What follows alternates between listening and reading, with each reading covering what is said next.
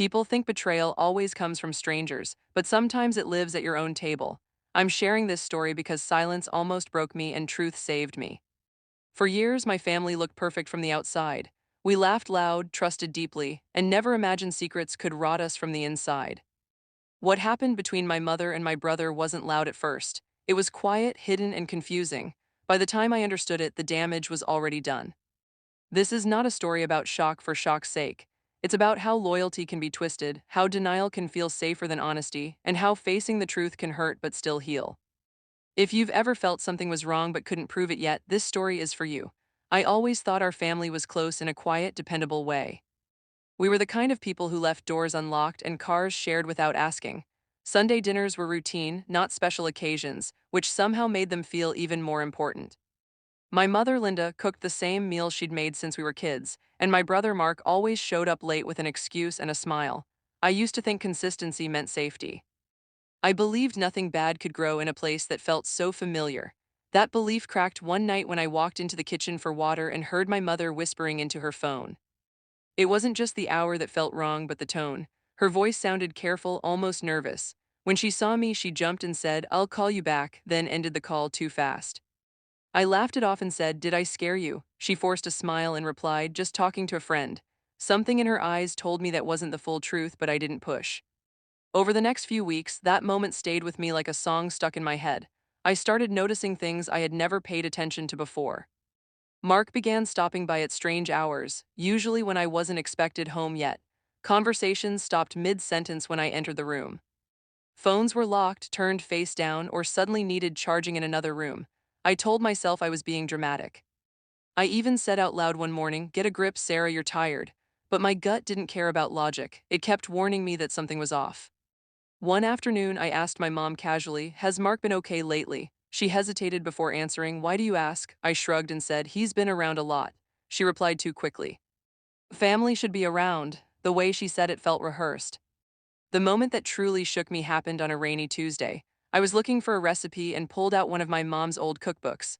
A folded piece of paper slipped out and landed on the counter. I almost put it back without reading it, but my name wasn't on it and curiosity won. The note wasn't graphic, but it crossed a line families should never approach. It talked about missing someone, about trust, about promises made in secret. My hands started shaking and my heart felt like it was racing without me. I whispered, "No, no, no," as if saying it could make it untrue. When my mom walked in, I hid the note and asked, "Did you need this book?" She looked relieved and said, "Not right now." Her relief told me everything I didn't want to know. That night, I barely slept. My mind replayed every strange interaction from the past few months. Mark laughing too hard at my mom's jokes, my mom defending him when no one accused him of anything. The way they shared looks that felt private. I remembered a time when I joked, "You two are acting like best friends," and Mark replied, "That's not a crime." At the time, I laughed. Now the memory made me sick. I tried to tell myself I was misunderstanding everything. Families are complicated, emotions get messy, but this felt different. It felt like betrayal wrapped in familiarity. The next morning, I confronted neither of them. Instead, I tested the air. At breakfast, I said, "We should plan a family trip soon." Mark said, "Yeah, that'd be nice," without looking at my mom. She said, "Maybe later in the year," while stirring her coffee too hard. I watched them avoid each other's eyes, and it felt like watching actors forget their lines. Later, I asked Mark, "Why have you been stopping by so late?" He laughed and said, "Work stress." Mom listens better than anyone. I forced a smile and replied, "Guess I should learn that skill." He didn't laugh back. As days passed, my emotions bounced between anger, confusion, and denial. I wanted proof, not feelings. I wanted something solid enough to confront without sounding crazy. I checked calendars, old messages on shared devices, and even security camera timestamps. Each discovery felt like another crack in the foundation of my life. One evening, I said to my mom, "You've been distant." She replied softly, "I'm just tired." I asked, "From what?" She said, "From worrying about this family." That answer felt loaded. Like a door half open. The hardest part was pretending everything was normal while my insides were screaming. I'd sit at dinner and listen to Mark talk about work while my mom nodded too much. I'd excuse myself to the bathroom and stare at my reflection, asking, "Am I really seeing this?" One night, I finally whispered to myself, "You're not imagining it." That admission felt terrifying and freeing at the same time. I knew then that whatever was happening wasn't innocent, and it involved the two people I trusted most. My family wasn't just hiding something from the world, they were hiding it from me. And deep down, I knew the truth was going to change everything. Once the doubt took root, I couldn't unsee the signs. Every look, every pause in conversation, every late night call started to stack up like evidence in a case I didn't want to believe I was building. I tried to go about my days normally, pretending nothing had changed, but my eyes kept tracking little inconsistencies. Mark, my brother, suddenly had a new routine that didn't make sense. "I'll stop by around 7, he'd say, yet he arrived much later, sometimes after I'd already left for work. Mom, Linda, was constantly on her phone, whispering or deleting messages as soon as I walked past. At first, I told myself I was imagining it all, but my gut screamed otherwise. I realized that to understand what was really happening, I had to collect proof, not just feelings. I started quietly checking phone records, old calendars, and security timestamps from our garage camera. Every timestamp and text added another piece of the puzzle. By the end of the week, it was undeniable. Late night calls, long, unexplained visits, and excuses that didn't line up. My heart sank with every confirmation. I remember one afternoon sitting in the living room, pretending to read a book while mentally listing all the anomalies. Why would they do this? I whispered to myself. The question haunted me. That evening, I decided it was time. I laid everything I had collected on the dining table: screenshots, notes, timestamps, and copies of suspicious messages. Mark walked in first. "What's all this?" he asked nervously. I didn't answer, I just gestured to the pile. His face went pale. Mom appeared a minute later, eyes wide. "Sarah, what's happening?" she asked. I took a deep breath. "Explain this, everything." Mom started crying before I even finished speaking. She mumbled, "It's not what you think." I pressed gently, "Then tell me what it is." Mark swallowed hard and said, It's complicated." I stared at him. "Complicated doesn't feel like betrayal," I said quietly. Mom's voice cracked. "We didn't mean to hurt you, it just happened emotionally." I shook my head. "Emotionally? You're talking about trust, Mom, about family. How is that emotional?" Mark tried to intervene. "Sarah, please, we didn't want to." I cut him off. "Didn't want to what, to be honest?" "To admit it to me or to stop." Mom wiped her tears and said, "It's not about physical things, it's about feelings we didn't know how to handle." I could hardly breathe. I felt replaced, humiliated, and naive for believing our bond was unbreakable. I said, "So all the late nights, the whispers, the lies, that's just feelings?" Mark's head dropped. "It started small," he whispered. "We didn't mean for it to get this far." I laughed bitterly. Small doesn't shatter trust. Small doesn't make a daughter question every interaction in her own home." Mom choked on a sob. "Sarah, we're sorry. We didn't want this to hurt you like this." I sat back, trying to calm my racing mind. "You're more afraid of being exposed than fixing the damage you've done," I said softly. Mark looked up, confusion on his face. "What do you mean?" I said. "I mean you're terrified of the judgment of others, but you've already destroyed the safe place I trusted." Mom covered her face with her hands. I realized something shifted inside me at that moment. The fear I felt, the heartbreak, the humiliation, it all mixed into a clarity I hadn't expected. I could either crumble under the weight of this betrayal or I could do something about it. I decided I would do something. Not revenge in the traditional sense, not yelling or storming out, but something precise, something that would make them face what they had done. I said quietly, "I need time to think, to process." "Don't assume silence is forgiveness." Mom nodded weakly. "Take all the time you need," she whispered. Mark tried to argue, "Sarah, do," but I shook my head. "No, don't speak. I need space to figure out what to do next." That night I sat in my room, replaying every memory with them in my mind. The laughter we shared, the subtle looks, the casual closeness I had once found comforting, it all suddenly carried a new weight, a new meaning. I wrote down everything I could remember, every time my gut had warned me, every interaction that had felt wrong. I knew that when I decided to act, I needed clarity. I needed undeniable evidence. The trust they had broken wasn't just a personal wound. It was the foundation of my home, and I wasn't going to let them pretend it hadn't happened. Over the next few days, I quietly checked messages, emails, and old letters again. Each small piece of proof felt heavy in my hands. "I can't believe this," I muttered aloud one morning, tears streaming. I imagined confronting them with the full truth, watching them squirm, watching them face the consequences of secrecy. But I didn't want chaos, I wanted precision. I didn't want screaming, I wanted accountability. That clarity gave me a strange calm. I began considering what would happen if I involved the family. Cousins, aunts, uncles, people who could help bring perspective and ensure the truth wasn't buried. I didn't want gossip or shame. I wanted honesty and confrontation that could force them to reflect. One afternoon, I said, "Mom, Mark, I need you both to understand something. I know more than you think. I see the patterns. I see the late nights, the whispered calls, the deleted messages." Mom froze. "Sarah," Mark's mouth opened, but no words came. I continued, "This isn't about revenge yet, it's about understanding. and maybe about consequences depending on how this unfolds. Mom whispered, Sarah, I stopped her with a hand. No excuses, I want the truth from start to finish. I need to know why my family betrayed me. Mark swallowed, tears brimming in his eyes. We were connected, he admitted finally, connected emotionally. It wasn't supposed to hurt you. I shook my head, trying to keep the anger from boiling over. Connected emotionally, that's a betrayal, Mark. That's tearing the family apart from the inside. Mom's voice was trembling. We didn't mean to hurt you. I thought I could handle it. I felt a mixture of sorrow and disgust. You didn't handle it, you hid it, you lied, and you broke me in the process. There was a silence that filled the room, thick and suffocating. I realized then that they were both afraid, not of me, not of confrontation, but of facing the consequences. I took a deep breath, letting the weight of the moment sink in. You have to understand, I said slowly, that fear of exposure doesn't erase the damage. You've already set the stage. Now it's time for accountability. Mom covered her face with her hands, sobbing softly. I know, she whispered. I know we've failed you. Mark remained silent, staring at the table. The proof was laid bare. There was no hiding anymore, no pretending, no emotional connection excuses. I sat back, my own tears threatening to fall, and realized something important. The next step was mine to take. I didn't know what that step would look like yet, but I felt a spark of control returning. For the first time in weeks, I felt that maybe, just maybe, I could protect myself and reclaim the family I once thought I knew. The betrayal was raw, the humiliation deep, but clarity had emerged from the chaos. And with clarity came a plan. A careful, deliberate plan that would force them to confront the truth in a way they couldn't ignore. They might have broken trust, but I wasn't going to let them break me. Not entirely. And so, as I sat there, watching my mother cry and my brother fidget under the weight of the truth, I realized that the family we once were might never exist again, but the version I created next could be stronger if I played it right. I whispered to myself, they're more afraid of exposure than of fixing what they've done. That's the leverage I need. That thought sent a chill down my spine, but it was also empowering.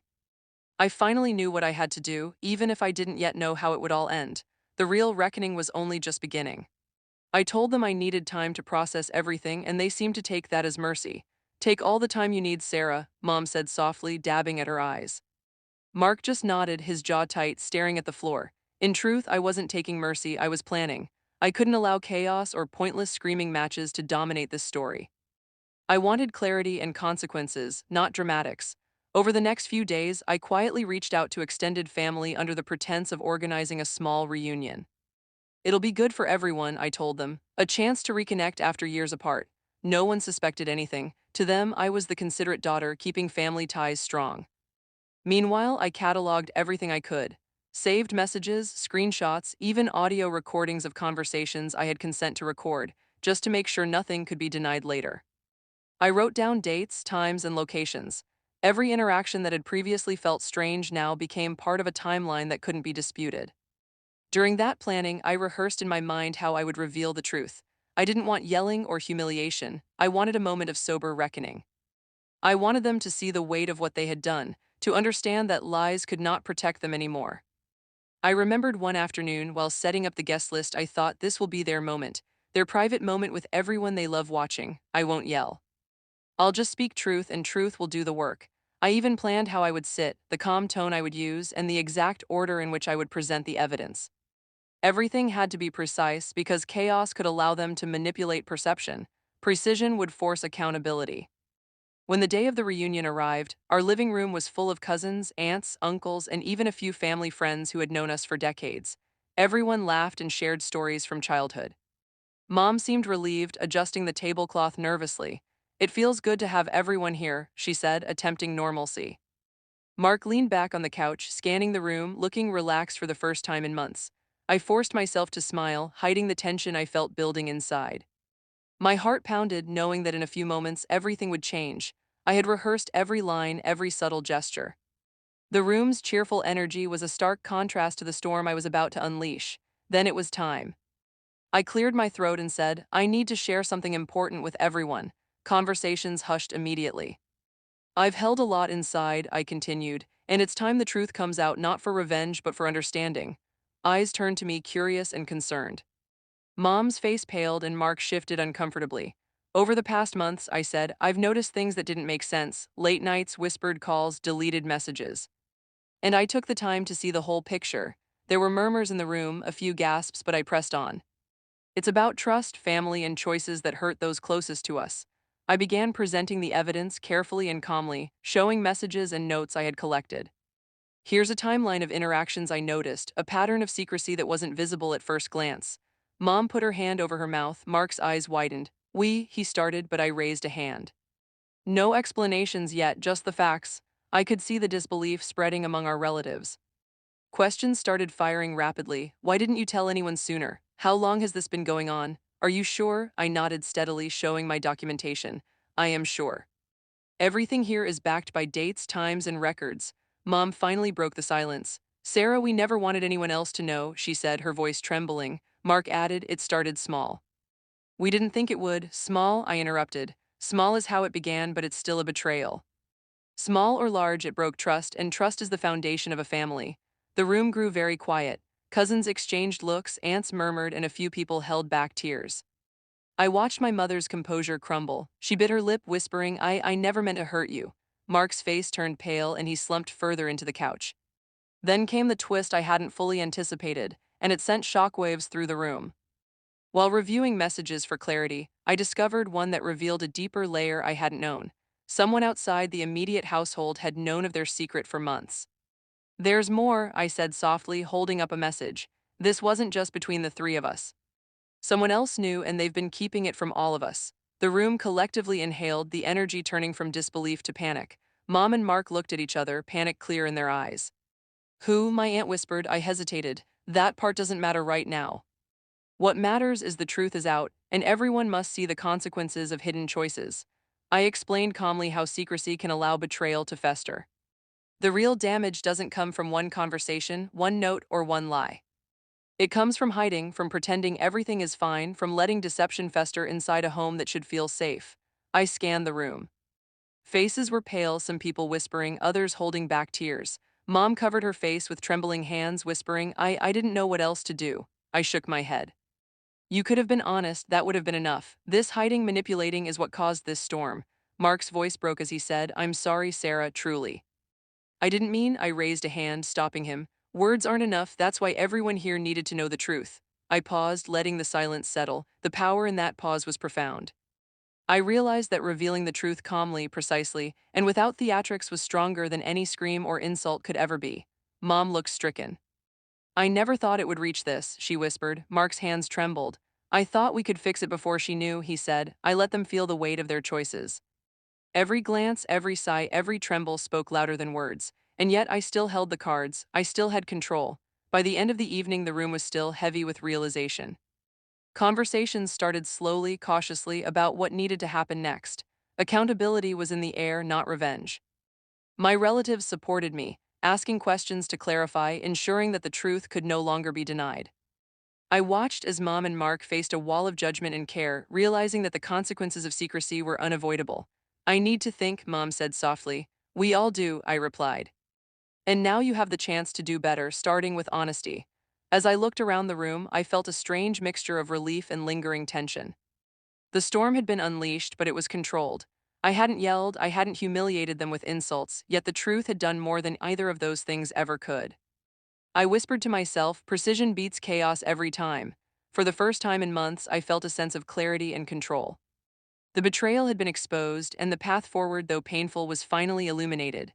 The weeks that followed were some of the hardest I've ever lived through, yet also the most honest. My mother, Linda, decided to move out temporarily to process her choices in solitude.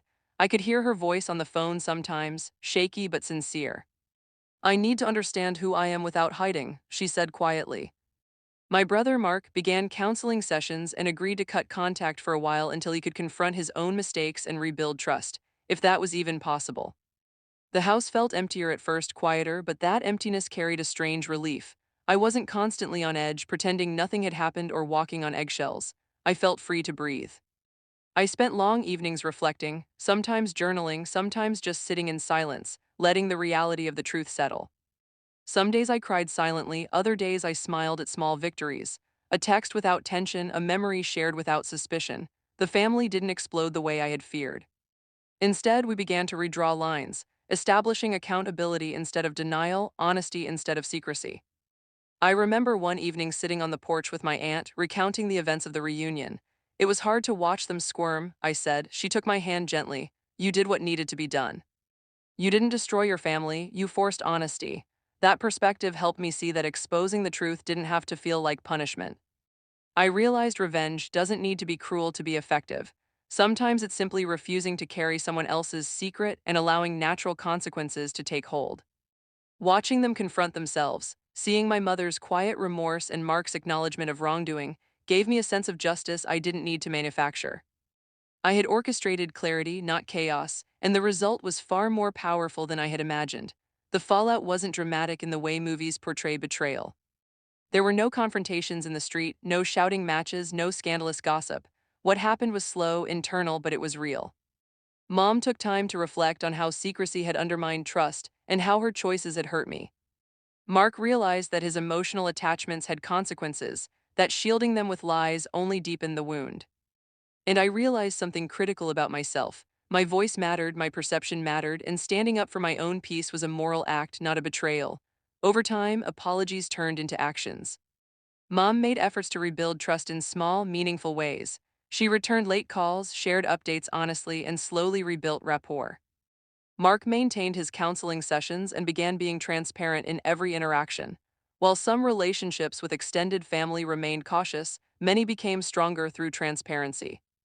I learned to navigate the balance between love and accountability. Protecting my peace didn't mean abandoning family entirely, but it did mean refusing to carry their hidden burdens. I learned the importance of boundaries, honesty, and self-respect. The biggest lesson came slowly over long nights of reflection. Loyalty is worthless without honesty. Protecting yourself and your own peace is not betrayal, it's survival and dignity. I realized that exposing the truth, even when painful, can prevent deeper harm in the long run. The karma wasn't dramatic, it didn't involve punishment in the way stories often claim, but it was undeniable. They lived with the consequences of their choices. I no longer lived in confusion or fear. I had reclaimed my life and my family's integrity in a new form, and in that reclamation I found freedom. I found understanding. I found a moral clarity that no secret, no betrayal, and no denial could ever take away. Life doesn't give fair warnings when trust is broken, but it does offer lessons if you're willing to see them.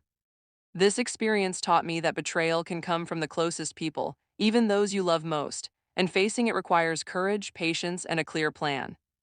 Revenge doesn't have to be cruel. Sometimes it's simply giving the truth space to speak for itself. Honesty brings accountability, and accountability brings freedom, both for yourself and for those who need to confront their actions. My family didn't return to what it once was, but it became something stronger, something rooted in clarity and trust.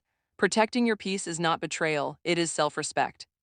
And sometimes the hardest choices, speaking up, standing firm, refusing to carry others' secrets, are the most empowering ones we can ever make.